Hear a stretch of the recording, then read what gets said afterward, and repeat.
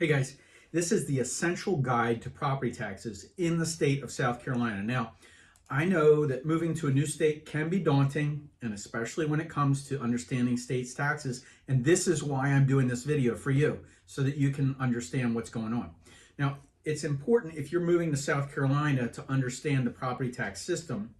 And this is an essential guide to helping you with everything that you need to know, and keeping one thing in mind, that the state of South Carolina has some of the lowest taxes in the country. As a matter of fact, according to a study by Wallet Hub, the state is the third lowest effective tax rate in the nation. So this guide, this video is going to help you, especially if you're moving to the state of South Carolina from a state with higher taxes, and you may be pleasantly surprised at just how affordable your new house will be. So how are the property taxes calculated in the state of South Carolina? Well, property taxes in South Carolina are calculated by taking the assessed value of a property and multiplying it by the mill rate. Now, this happens in a lot of other states, but the mill rate is set by the county or the municipality where the property is located, and it's used to fund schools, roads, and other public services. So how much does South Carolina property owners pay in property taxes each year? Well, the effective property rate in South Carolina is just 0.55%. That's well below the national average of 1.07%.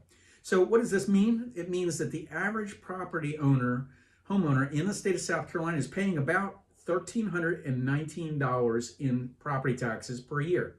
Now, of course, it all varies according to the type of house, where you're located, but the exact individual property tax amount owed is varied according to the county that you live in. So each county in the state of South Carolina will vary. And there's a reason why so many people are moving to, like, Myrtle Beach, South Carolina. Here's one. Horry County, which is the Myrtle Beach, South Carolina area, has the lowest average effective property tax rate of 0.38%, with a median home value that was in the county of $296,194. So what this does is this makes the median annual property tax payment of $1,110. Now again, you heard me say this before, that's not across the board. But there are other low tax counties in the state of South Carolina. For instance, Florence, South Carolina, 0.42%. Chesterfield County, 0.44%, and Darlington, 0.44%. So if you have heard about this before, the Homestead Exemption, so what is it? How does it work for you? State of South Carolina offers a Homestead Exemption for primary residences. Now, this exemption lowers the taxable value of your home by $50,000. So this means you're going to be paying less in property taxes each year. But to qualify for this homestead exemption, you must own and occupy your home on January 1st of that tax year. You must also file an application with your county's assessor's office before June 1st. So when you're buying a home, the property taxes are just one of the many expenses that you'll need to budget for. And in South Carolina, the property tax rate is set by the county in which the property is located. The levy tax is on the assessed value determined by the county appraiser. So how do you apply for a primary tax rate in the state of South Carolina? Well, when you buy a home in South Carolina, you want to take advantage of every single tax break that's possible and available to you. Lucky if the home is your primary residence, there's a tax break written into South Carolina's Constitution that lets you take advantage of this situation. Your legal residence is only taxed at 4%. But if the home is a second home or not a primary residence, it's taxed at 6%. So here's how to secure a lower tax rate. You complete an application. The first step is you complete the application by your local county tax assessor, and every county has a different instructions for applying for a primary residence tax rate, so be sure to check with whatever county you're in, that local tax assessor. You can find examples of applications for Horry County, Richardson County, and Spartanburg County. Just Google it, but the assessor will need proof that this is your legal residence, because otherwise everybody would be saying, yeah, I'll take that lower tax rate. So be sure that you have the document ready when you apply.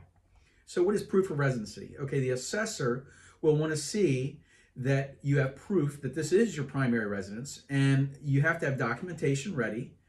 And for instance, a driver's license or a state ID showing your current address, that's where you live.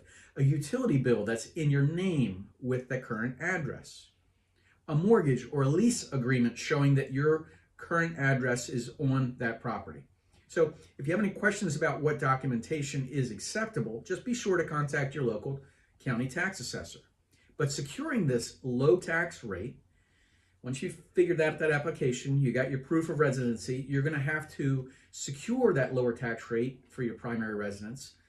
And it's going to lower your taxes by hundreds of dollars each year. So it's worthwhile taking the time to apply for it. If you have questions in this process, again, like I said, contact the local tax assessor. You'll be happy that you did, though, because this process takes a little time and they're going to answer any questions you may have. So how do property taxes get used in the state of South Carolina? A lot of people think, oh, well, taxes are a waste, right? No, property taxes in South Carolina are used to fund public schools, libraries, and other government services. Okay, the revenue generated by these property taxes is also used to pay for bonds that have been issued for capital improvements. Now, in the state of South Carolina, there is a homestead exemption that will help you lower that tax bill, as I had mentioned, on your primary residence. But there's also, if you're a disabled veteran or surviving spouse of a disabled veteran, you may qualify for a full exemption of property taxes. As a matter of fact, I know several people that have this. They pay zero, nothing. Now, to learn more about that exemption, again, you want to contact your county Veterans Affairs office. Now, when are taxes due? When do they come due? In the state of South Carolina, property taxes are due October 15th of each year. So the tax runs from January 1st through December 31st. How do these taxes get calculated? You know, they don't just pull this stuff out of thin air. The property taxes in South Carolina are calculated as that millage rate, and I said this before, but this is the amount of tax per $100,000, per $1,000 of assessed property value. So the millage rate is set by the county where your property is located. So per $1,000, then you break it down by the millage rate. Now, how do you assess value property? How does that get determined? Who makes this determination on how much your property is worth? Well, in South Carolina, the assessed value of your property is determined by the county's assessor, and they're going to inspect the property. They'll compare it with other similar properties. They'll look on it on Google Maps. They may even drive up the house, up the road to see. And they're going to come up with an estimated value of your home. Now, once the assessor has determined the market value of the property, they will apply that assessment ratio determined for the assessed value that I spoke about first. The owner-occupied homes with an assessed value of 4% means that if your home is worth, let's say, $200,000, and your assessed value, 4%, would be $8,000. So the homeowner property assessments are calculated in the state of South Carolina by the assessor's office, and that determines the market value of your property. That's what's calculated on your property tax bill. It doesn't mean you owe $8,000.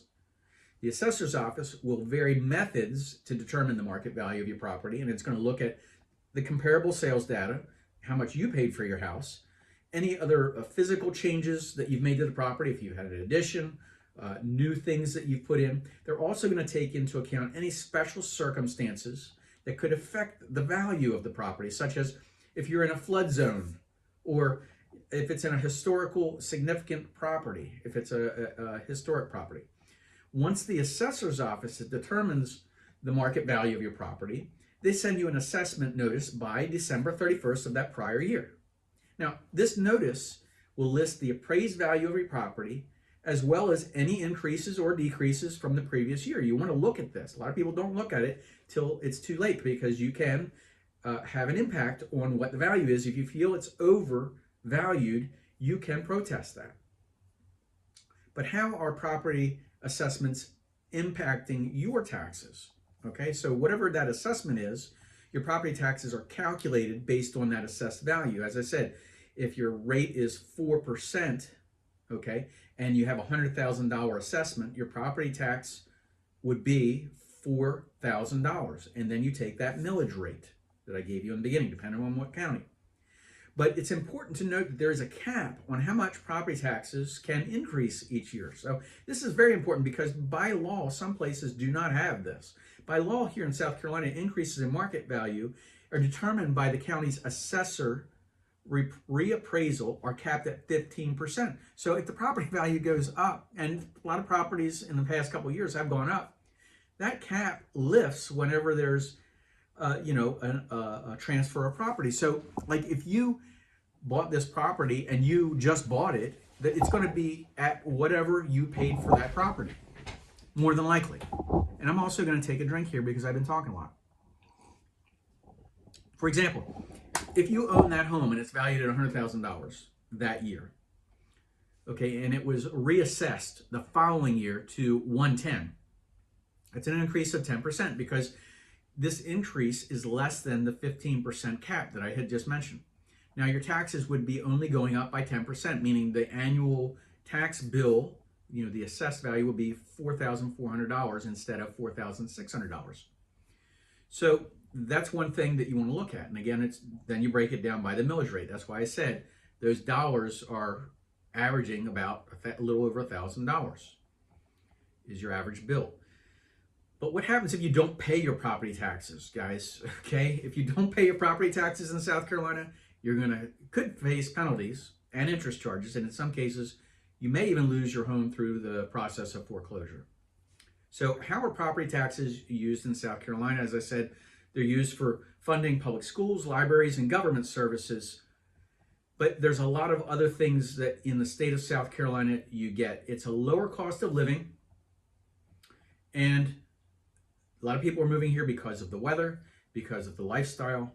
But if you're thinking about buying in South Carolina, in Myrtle Beach, North Myrtle Beach, or even in Horry County, give us a call. Pick up the phone. Our team is here to help you avoid the pitfalls that are costly. We know the neighborhoods. We know the whole county like the back of our hand.